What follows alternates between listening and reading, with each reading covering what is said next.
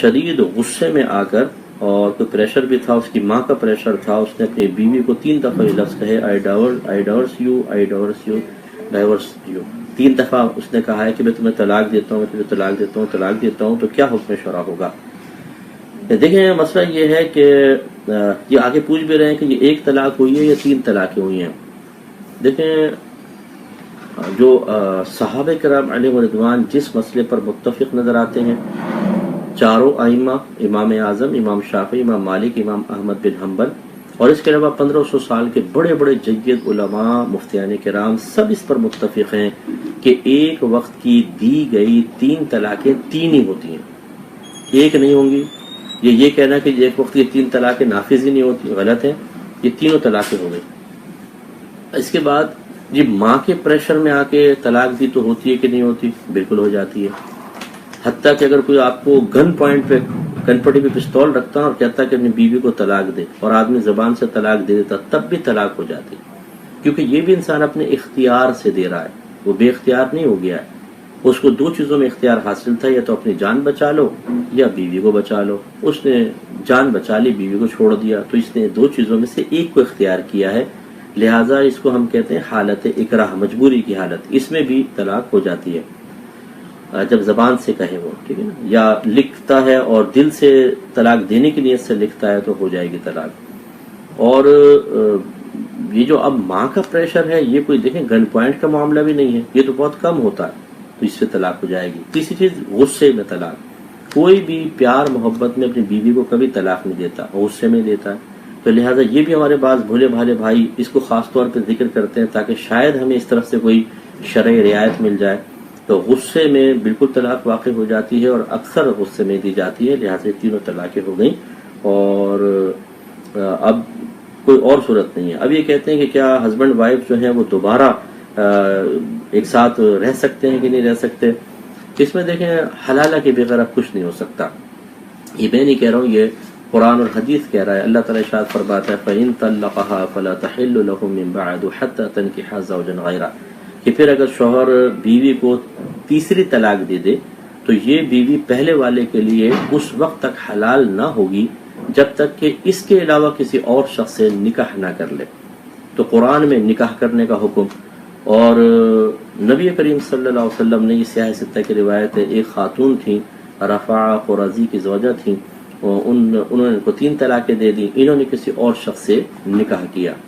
پھر یہ سرکار کی خدمت میں حاضر ہوئی، عرض کیا رسول اللہ صلی اللہ علیہ وسلم، میں اپنے پہلے شوہر کی طرف لوٹنا چاہتی ہوں، لیکن ابھی دوسرے شوہر سے میرا کوئی ریلیشن نہیں ہوا ہے، جسمانی تعلق قائم نہیں ہوا. تو نبی کریم صلی اللہ علیہ وسلم نے ارشاد فرمایا کہ نہیں، تم پہلے والے کی طرف اس وقت تک نہیں لوٹ سکتی جب تک کہ تم اپنے شوہر کا اور یہ شوہر تمہارا کچھ شہد نہ چکھ لے. یہ سرکار نے شرم و حیا کے ساتھ لفظ ادا کیے، جس کی تفسیر و شرح یہی بیان کی گئی ہے کہ آپ کے کہنے کا مطلب یہ تھا کہ جب تک جسمانی تعلق قائم نہیں ہوگا اس وقت تک پہلے شوہر کے پاس جانا ممکن نہیں ہے. تو آسان الفاظ میں آپ کو سمجھا دیتا ہوں کہ حلالہ کرنا ہوگا، اور حلالہ کا مطلب یہ ہوتا ہے کہ پہلے یہ خاتون اپنے ان شوہر کی عدت گزاریں گی، اور عدت اگر یہ حاملہ ہیں تو جب تک بچہ پیدا نہیں ہوگا عدت چلتی رہے گی، بچہ پیدا ہوگا ختم ہوگی. اگر بچہ نہیں ہے، حاملہ نہیں ہے، تو پھر اگر ان کو حیض آتا ہے باقاعدہ تو 3 حیض عدت ہوگی. جب تیسرا پیریڈ ختم ہوگا تو یہ عدت سے باہر ہو جائیں گی. پھر یہ کسی شخص سے اپنی مرضی سے نکاح کریں، اور پری پلان نہیں ہونا چاہیے. پھر ان دونوں میں جسمانی تعلق ہو، پھر وہ شخص اپنی مرضی سے خاتون کو طلاق دے، یا بالفضل شخص کا انتقال ہو جائے، پھر یہ خاتون اس کی عدت گزاریں گی، پھر پہلے شوہر کے پاس آ سکتی ہیں. اس کو کہتے ہیں حلالہ. بعض کہتے ہیں مفتی صاحب یہ تو بہت مشکل کام ہے، یہ کیسے ہو سکے گا؟ تو جب یہ مشکل کام ہے تو پہلے سیکھ لیتے بھائی جان، تاکہ 3 طلاقیں دیتے ہوئے 50 بار سوچتے کہ یار اگر میں دے دوں گا تو اس بظاہر ایک تکلیف دہ پروسیس سے گزرنا ہوگا. شریعت نے یہ معاملہ رکھا ہی اتنا سخت اسی لیے ہے تاکہ کوئی 3 طلاق کی جرت نہ کرے. ہم پہلے چیزیں سیکھتے نہیں ہیں، یہ کوئی مخفی چیز تو نہیں ہے. میں نے قرآن سنا ہے، یہ تو آج سے کم و بیش 1500 سال پہلے باقاعدہ قلب مصطفیٰ صلی اللہ علیہ وسلم پر نازل کیا گیا تھا، آپ کے سامنے پڑھا گیا ہے. یہ کوئی نئی چیز تو نہیں ہے. ہم چیز سیکھتے نہیں ہیں، پھر جب ہم پہ کوئی ضرورت پڑتی ہے اچانک وہ ہم اس کو سیکھنے کی طرف آتے ہیں، وہ چیز بظاہر ہمیں بڑی مشکل لگتی ہے. تو ہمیشہ پہلے آپ علم اگر سیکھ کر رکھیں گے تو فائدہ یہ ہوگا کہ 3 طلاقیں دیتے ہوئے جس کو پتا ہے کہ جی حلالہ کرنا پڑے گا، وہ 1-2 بار نہیں 50 بار سوچے گا میں کر کیا رہا ہوں، اور پھر وہ اپنا اور اپنی زوجہ اور اپنے چھوٹے چھوٹے بچوں کا مستقبل سنبھال لے گا۔ اب بعض لوگ اس طرح طلاقیں دے دیتے ہیں، اس سے آ کے پھر ہم سے کہتے ہیں صاحب ہمارے تو چھوٹے چھوٹے بچے ہیں، کچھ کریں۔ بھئی چھوٹے چھوٹے بچے آپ کو نظر نہیں آئے تھے؟ میں آپ کے بچوں کا کیا لگتا ہوں؟ میں آپ کے بچوں کی پرواہ کروں اور آپ اپنے بچوں کے سب کچھ ہوتے ہوئے ان کی پرواہ نہ کریں؟